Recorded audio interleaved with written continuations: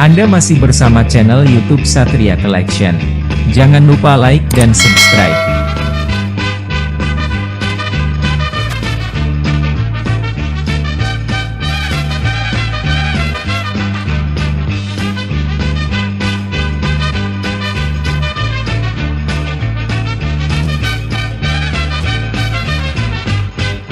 Inilah Sanggar Cerita mempersembahkan Samurai Hidu 1.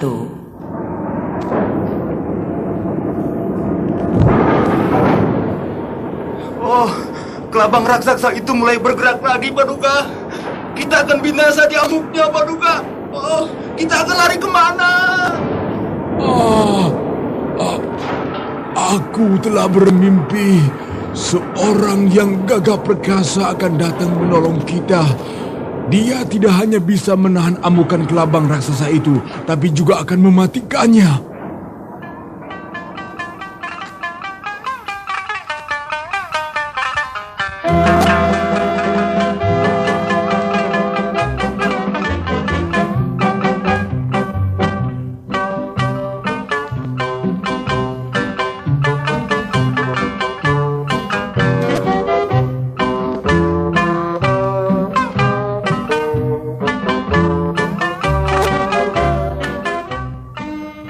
Nama saya Fujiwara Hidu 1.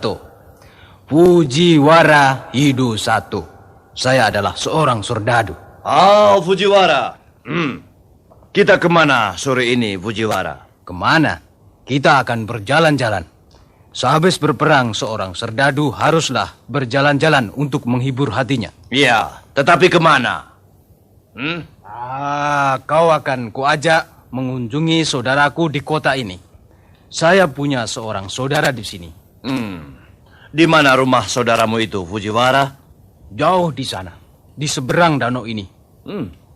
Apakah nama danau ini? Danau ini bernama Danau Omi. Omi. Dan jembatan yang melintasi danau ini bernama Jembatan Seta. Ayo, kita segera pergi ke sana. Ayo. Tapi apakah dalam waktu begini saudaramu itu tidak pergi? Tidak. Dia pasti tidak pergi. Udara tidak begitu baik. Agak berangin dan saudaraku tidak begitu sehat. Dia sakit encok. Sakit encok? Kau berolok-olok saja, Fuji. Tidak, saya bersungguh-sungguh. Ayo.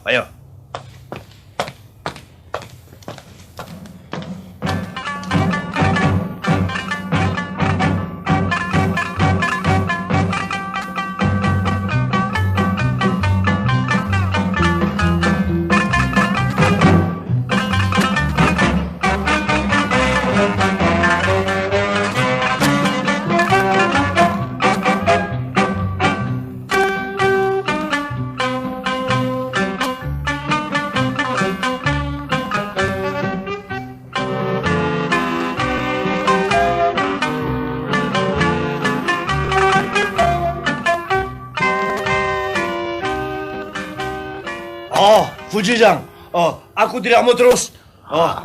Ada apa? Naga besar sekali. Sebentar lagi dia pasti menelan kita berdua. Kominara. Akan kemana kau? Aku tidak mau mati konyol karena ditelan naga. Pergilah sendiri ke seberang danau Omi, Fuji. Mau apa lagi? Naga itu besar sekali. Di tengah jembatan yang lebar itu, yang melintasi danau Omi, terbaringlah seekor naga. Nyenyak sekali. Rupanya amat dahsyat. Sisiknya keperak-perakan. Ekornya panjang, melengkung seperti busur raksasa. Dia mendengkur keras sekali.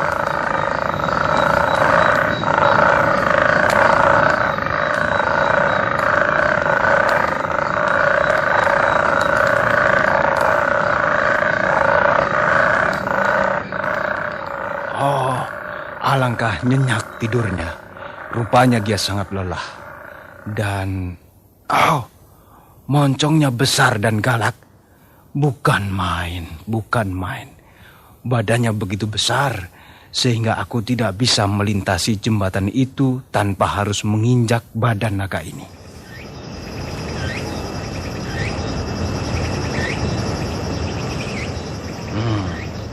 jalan terpendek menuju rumah saudara saya adalah melalui jembatan ini. Kalau saya harus mengitari Danau Omi ini, aduh, bukan main jauhnya. Dan, saya pasti terlambat tiba di asrama. Baiklah.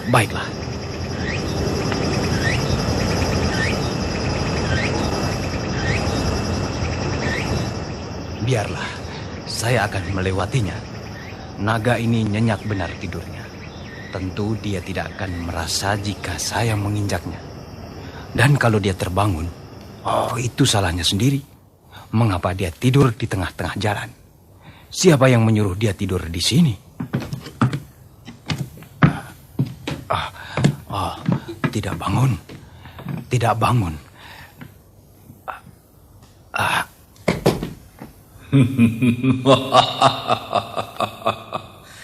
Hei, serdadu yang gagah berani.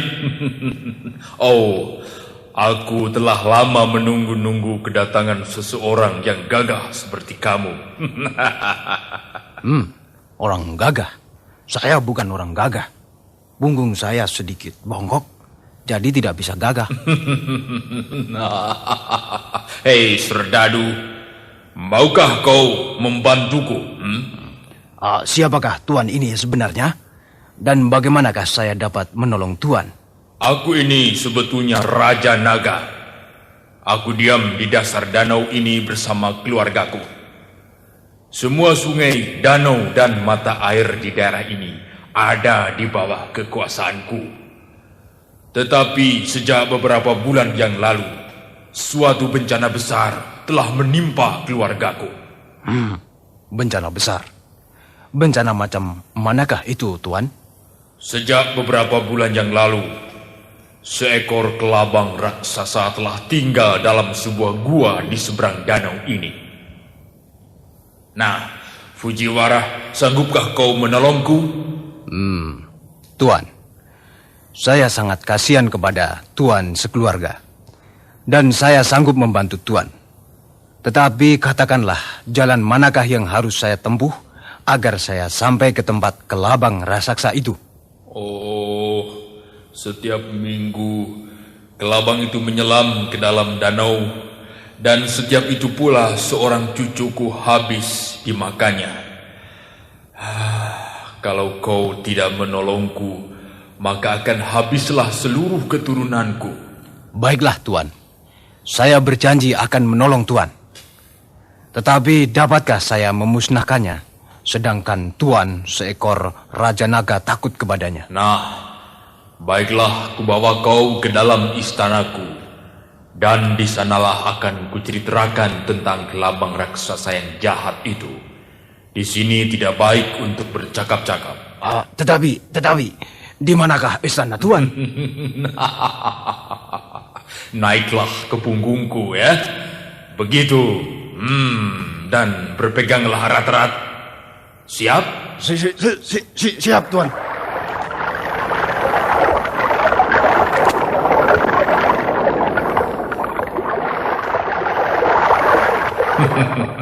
Tidak usah takut, tidak usah takut. Tetapi di manakah letak gua itu? Diamlah, pegang punggungku erat-erat. Gua itu letaknya di kaki gunung Mikami. Kelabang itu setiap minggu terus-menerus menyerang kami. Badannya sebesar batang pohon ehong. Oh, ya? Dengan mudahnya ia bisa membelit gunung Mikami. Jika ia membuka mulutnya, maka nafasnya akan menghembus seperti angin panas. Semuanya akan binasa karenanya. Dapatkah saya melawannya? Kau adalah serdadu yang gagah berani. Di antara sekian banyak orang yang terdapat di kota ini, hanya kaulah yang berani melewati tubuhku. Dapatkah saya? Kau dapat asal mau. Jika kau berhasil, kau tidak akan menyesali perbuatanmu itu. Saya tidak keberatan menolong tuan. Tetapi saya harus pulang dulu menengok saudara saya. Kalau saya sampai tidak datang ke sana, pastilah dia marah-marah nantinya. Serdadu yang gagah perkasa. Kau tidak takut pada kelabang raksasa, tetapi kau takut pada manusia biasa. Kau tidak usah khawatir. Tetapi saudara saya akan gelisah hatinya menantikan kedatangan saya. Jangan khawatir. Akan kukirimkan seorang pesuruh. Pesuruh tadi akan memberi kabar pada saudaramu bahwa kau tidak jadi datang karena ada keperluan yang mendadak.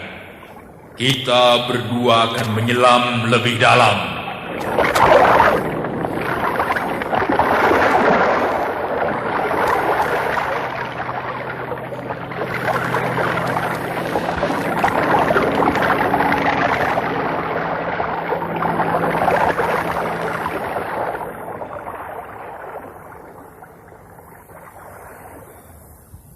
Oh, di manakah saya? Di dasar Danau Omi. Kau berada di dalam istanaku. Bagaimana? Oh, bukan main indahnya di sini. Istana Kaisar Jepang pun tidak seindah istana Tuan. Kau ini bisa memuji amat. Pengawal? Kami siap, Paduka. Tuan yang gagah berani ini bernama Fujiwara Hidosato. Seorang serdadu yang gagah berani. Siap, Paduka. Tugas? Temanilah Tuan Fujiwara ini berkeliling melihat-lihat. Kalau nanti matahari sudah turun ke dalam laut, antarkan dia menemui musuh kita. Tuan ini akan berkelahi melawan kelabang raksasa itu. Tanyakan sendiri hal itu kepadanya. Tapi tahulah kau bahwa ia adalah seorang serdadu yang gagah berani. Selamat berjuang, Tuan Fujiwara. Anda masih bersama channel YouTube Satria Collection. Jangan lupa like dan subscribe.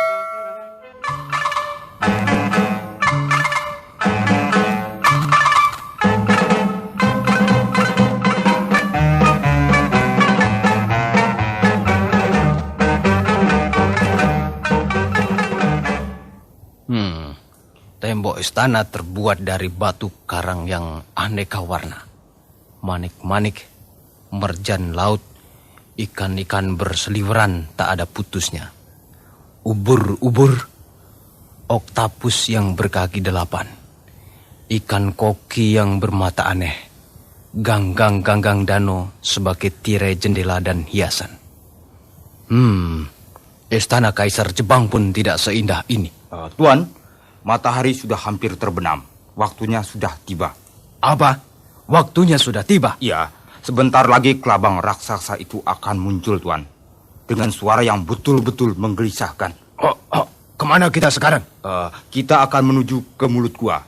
Kita berdua akan mendapat tugas yang berat, tetapi mulia, Tuan. Baik, kita berangkat. Yuk.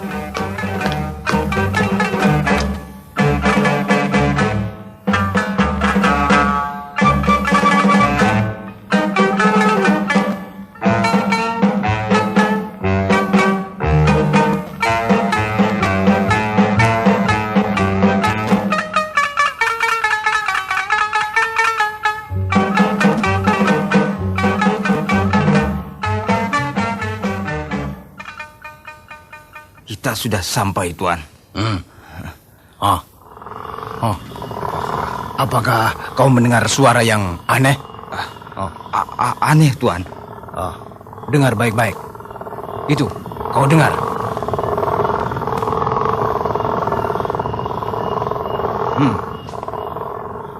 Aduh, Tuan, kulitnya dari baja, Tuan. Tak ada satu senjata pun yang bisa menembus kulitnya. Matanya merah menyala seperti lampu kuil yang besar sekali. Tuan, napasnya berdengus-dengus membuat air danau berbuih-buih. Oh, Tuan, kitalah yang mula-mula ditelannya. Pasti, Tuan. Jangan takut, saudara. Selama panah ini ada di samping saya tidak pernah merasa takut.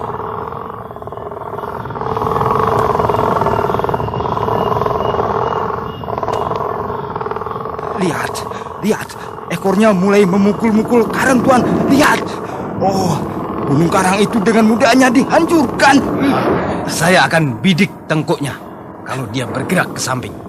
Ya, bidik. Tarik. Lepas.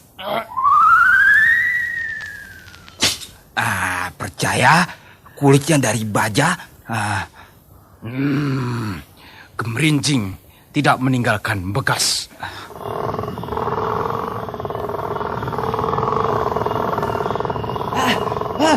Dia makin mendekat. Oh, mulutnya menganga.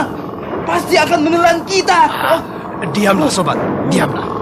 Anak panah kedua akan menghabisi jiwanya pada mata. Ya, bidik. Tarik. Lepas. Ya. Matanya juga dari baja, Tuan. Anak panah tinggal satu saja. Sasarannya harus tepat. Bidikan harus jitu. Jika tidak, kita berdua akan binasa. Tuan, rasa-rasanya tak mungkin, Tuan. Saudara, lemparkan topi baja saudara ke depan mulutnya. Kalau dia melihat jambul topi yang merah itu, pastilah mulutnya terbuka. Tetapi lemparkan kalau aku bilang lemparkan.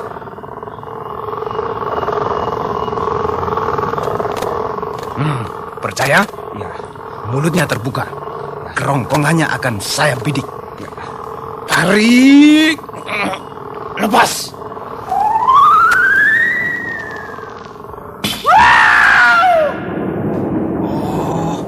kelabang itu mulai menggeliat-geliat, Tuan. Anak panah itu langsung menembus ke dalam kerongkongannya. Terus ke paru-paru. Mungkin ke jantung.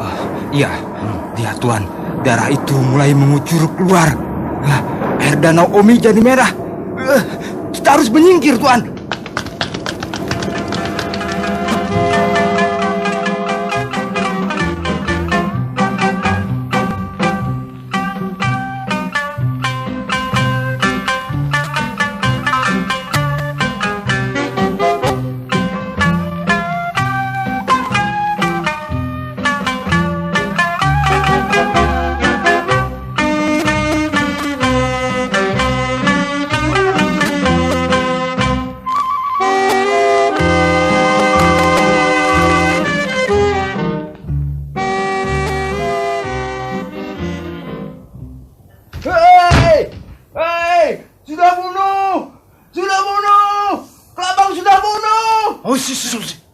Sudah bunuh, sudah mati. Oh ya, kelabang sudah mati. Sudah dibunuh oleh prajurit perkasa, Tuanku Fujiwara Hidosato, seorang ksatria dari seberang danau Omi.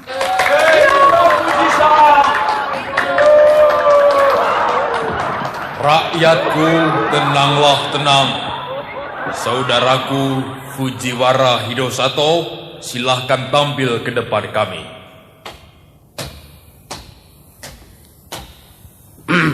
Siap, Paduka Tuanku. Kami sangat berterima kasih juga atas nama seluruh rakyat negara kami. Kami mengucapkan beribu-ribu dan bahkan berjuta-juta terima kasih. Kata-kata di hati kami tidak cukup untuk menyatakan terima kasih kami. Pengawal, Siap, Paduka. serahkan tanda terima kasih kita yang sederhana itu. Siap, Paduka.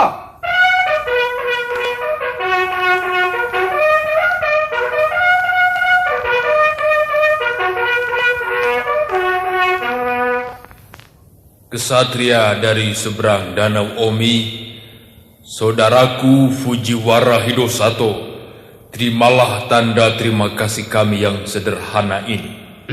Siap.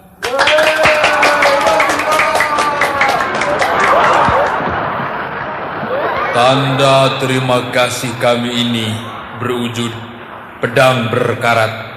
Dengan pedang ini, saudaraku tidak akan terkalahkan. Kedua, kuali dengan gandum ajaib. Dengan benda ini, Tuan tidak akan pernah kelaparan. Mereka itu tidak akan habis meski dimakan terus-menerus. Ketiga, ini adalah sutra ajaib dari Danau Omi.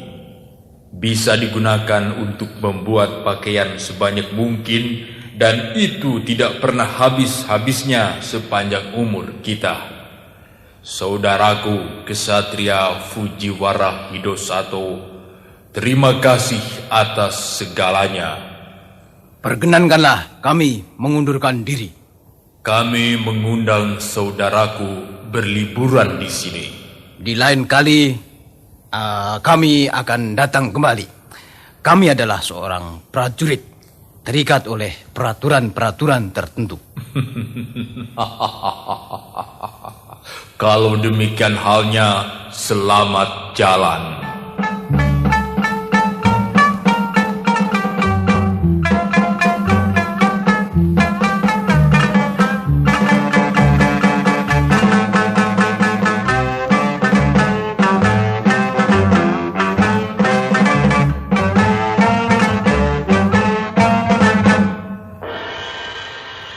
Anak-anak, kisah ini mengharukan. Sampai sekarang pun air Danau Omi yang terdapat di dekat Gunung Mikami, airnya agak kemerah-merahan. Kemerah-merahan karena darah kelabang raksasa yang ditaklukkan dan kemudian dibunuh oleh Kesatria Fujiwara Hidosato. Anda masih bersama channel YouTube Satria Collection. Jangan lupa like dan subscribe.